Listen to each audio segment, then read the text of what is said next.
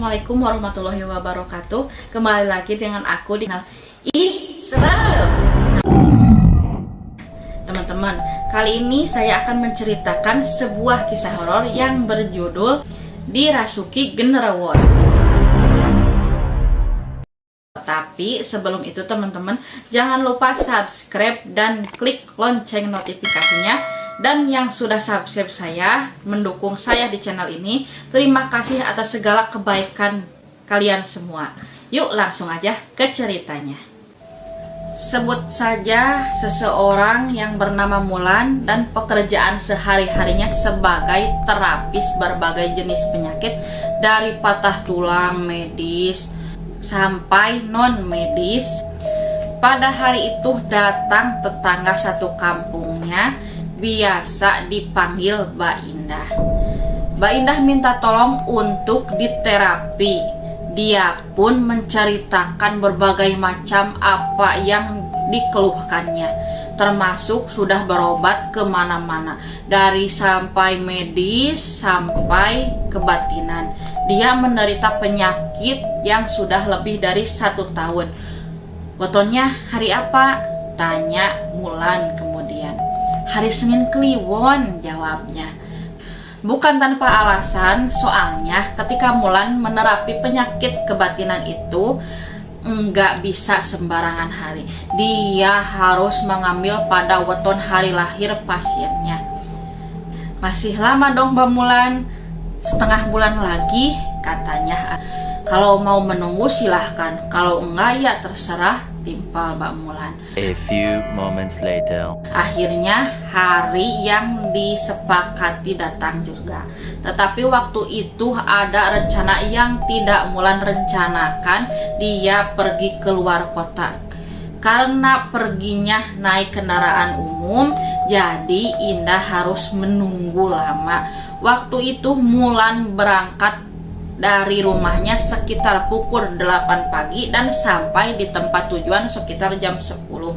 Ya, seharusnya jam 12-an dia siangnya sudah sampai ke rumah. Tetapi karena hujan lebat, dia tidak bisa langsung pulang dan memilih untuk menunggu hujan reda. Sementara itu, perjanjiannya dengan Indah yang seharusnya jam setengah 1 siang akhirnya tertunda karena hujan lama. Kira-kira setelah 2 jam hujan akhirnya agak reda. Kebetulan ada angkutan umum yang mau jalan. Mulan langsung lari menyetop. Dia lihat jam, sudah jam setengah 1. Akhirnya Mulan sampai rumah jam setengah 2. Di rumah juga habis hujan lebat. Karena belum sholat, dia kemudian bersih-bersih, kemudian sholat dulu. Setelah sholat, niatnya mau langsung ke rumah Indah. Ketika Mulan mau keluar rumah, saat memegang pintu, tiba-tiba ada yang mendorong. Ternyata Indah. Dia tersenyum. "Mbak, Mulan lupa ya?" ujar Indah. "Bukannya lupa, kebetulan tadi ada acara di luar kota. Seharusnya jam 12 sudah di rumah, tetapi karena hujan jadi telat," katanya menjelaskan. Kemudian Mulan bergegas dengan Indah karena dia meminta diterapi di rumahnya saja. Tetapi biasanya orang yang hendak diterapi, terapinya itu di rumah Mulan. Sesampainya di rumah Indah, karena dia sudah siap, langsung Mulan melakukan terapi seperti biasa. Mulan kemudian meminta pakai kain sarung saja. Mulan meminta Indah tengkurap, lalu dipegangnya telapak kaki Mulan. Begitu dipegang telapak kakinya, Indah mual-mual seperti mau muntah. Terus Indah minta diambilkan kantong plastik sama anaknya. Mulan pun tetap melanjutkan terapinya. Sesekali Indah mual-mual terus. Begitu Mulan pegang punggungnya, Mbak Indah tanpa kesakitan seperti orang diruqyah meraung-raung.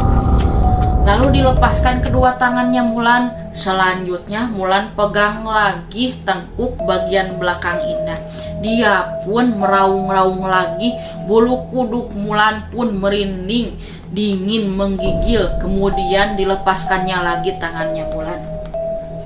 Mulan penasaran. Dia merasa ada makhluk halus bersemayam di dalam tubuh Indah ini.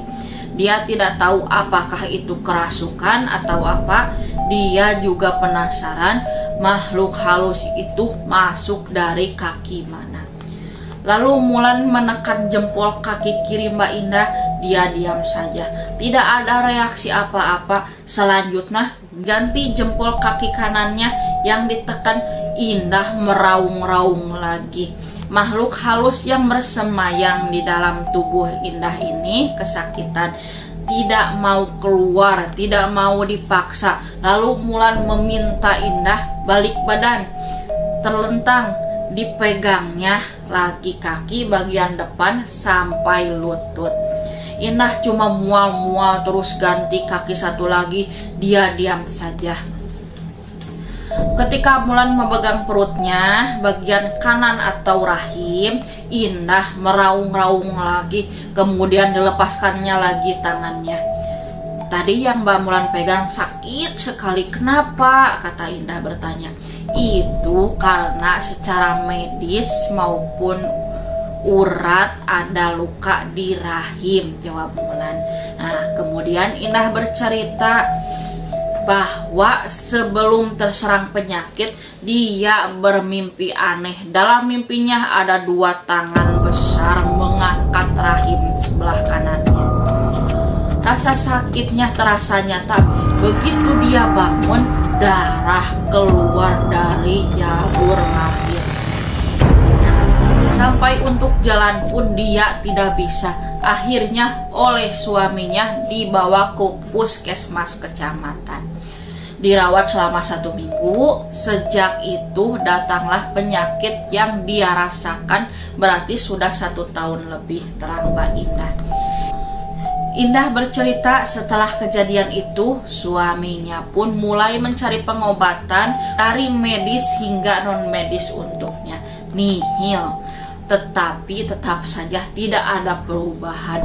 Mulan melanjutkan terapi dari tangan kanan ke kiri. Indah mual-mual saja.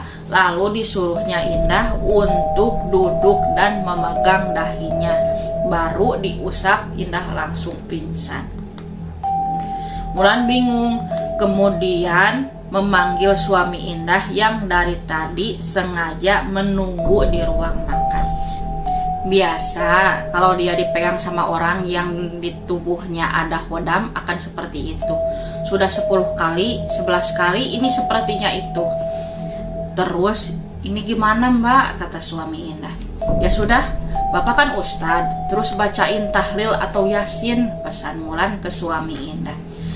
Kemudian Mulan menyerahkan segelas air ke suami Indah untuk dibacakan doa. Suami Indah pun dia mulai membacakan doa. Setelah dibacakan doa, dia usapkan air itu ke ubun-ubun istrinya. Mata Indah terpejam, tetapi air matanya terus-menerus mengalir seperti orang menangis. Kemudian suaminya membaca doa lagi, ditiupkan ke telinga kanan istrinya. Lalu baca doa lagi dan ditiupkan ke telinga kiri istrinya. Bukan sadar, Indah malah menunjuk-nunjuk ke arah Mulan. "Hai kamu," katanya dengan suara berat sambil matanya terpejam. "Hai kamu wanita, kamu jangan ikut campur ya. Biarkan saja orang ini," sambil menunjuk ke dadanya sendiri. "Kamu gak akan bakal bisa mengeluarkan aku dari sini. Yang nyuruh juga gak akan bisa ngeluarin aku dari sini. Terus yang buat juga gak akan bisa ngeluarin aku dari sini. Soalnya aku sudah betah di tubuh orang ini." Mbak Indah yang masih dalam kondisi kerasukan menunjuk-nunjuk Mulan sambil tertawa. "Hahaha, hai wanita cantik.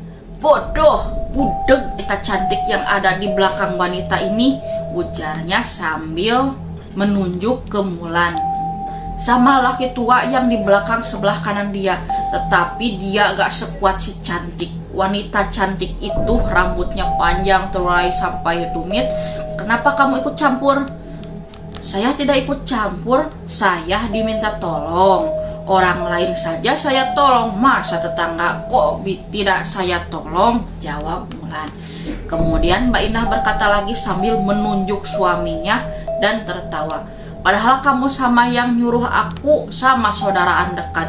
Dekat sekali, kenapa kamu mengikuti dia? Masih menunjuk muka suami dan tertawa, Indah berkata lagi, dia orang benar, saudara kamu saja yang salah, sudah dosa dilakuin saja. Padahal dia pendidikan agamanya kuat. Loh, kenapa kamu lakuin? Tanya suaminya. Kan yang penting uang, jawab Indah.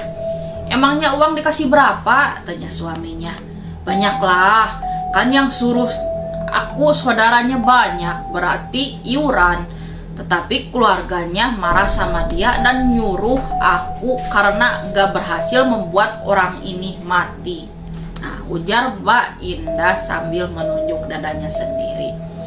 Mati hidup urusan Allah, kan manusia sekedar berencana. Seharusnya sekali tusuk orang ini langsung mati, ujar Mbak Indah. Dia tertawa lagi. Terus sekarang gimana? Tanya suaminya. Kan udah janji mau ngasih uang aku terus sebutuhnya. Terus dikasih? Ya dikasih lah. Tetapi sekarang dia pelit. Kalau minta 1 juta paling dikasih 200, 300, ungkap Indah dia sambil tertawa lagi. Gak apa-apa, sedikit, yang penting dapat duit. Keluarga yang nyuruh aku itu emosinya besar semua. Yang paling parah nomor 5. Kan yang datang ke saya itu kakak adik, yang satu nomor 5 dan nomor 11. Itu yang nomor 5 paling parah. Dia suka ngompor-ngomporin saudaranya. Akhirnya ya jadi kayak gini, rumit dan ribet. Keluarga yang nyuruh aku itu kejam sekali, apalagi sama orang lain. Sama keluarga sendiri saja dia tega, walaupun itu masalah sepele. Lanjutnya, di sisi lain Mulan jadi teringat sama anak pamannya yang penyakitnya hampir sama seperti Indah. Yang membuatnya heran, sebelum anak pamannya terkena penyakit tadinya habis bertengkar sama orang yang disebutkan namanya sama Indah. Nah, lalu Mbak Indah menuding lagi ke arah Mulan, tetapi kali ini pakai bahasa Jawa Timuran. Wis yondo, yo koen ojo ikut campur, sampai ngene wae, katanya. Dia lalu terdiam, tidak seperti orang kerasukan lagi. Ini gimana lagi, Mbak? Tanya suami Indah ke Mulan. Ya udah, disadarin aja. Mukanya diusap pakai air doa itu, sama mulutnya ditetesin air itu, pinta Mulan. Mata Mbak Indah terbuka, dia lalu duduk. Sesaat kemudian dia juga tersenyum seolah tidak terjadi apa-apa. Padahal dia tidak sadar selama 1 jam lamanya. Tadi saya melihat itu, Mbak, wanita cantik sekali dan laki-laki tua lagi ngebugin 2 laki-laki muda. Wanita cantik rambutnya sampai lutut. Kalau laki-laki tua nggak sekuat wanita cantik, kasihan 2 laki-laki itu terkapar, cerita dari Mbak Indah. Mulan juga tahu banyak orang yang bilang dirinya punya khodam pendamping laki-laki tua dan wanita cantik yang rambutnya panjang terurai sampai lutut. Kalau dari orang sebelumnya yang mengobati Indah, yang dilihat oleh orang itu adalah makhluk halus sejenis genderuwo. Tetapi kalau yang dilihat Mulan, ada berbagai macam jenis makhluk halus lebih dari 1. Nah, teman-teman, sekian cerita saya kali ini. Semoga menghibur kalian semua, dan terima kasih atas support yang telah kalian lakukan kepada saya dan channel saya ini. Sampai jumpa lagi. Assalamualaikum.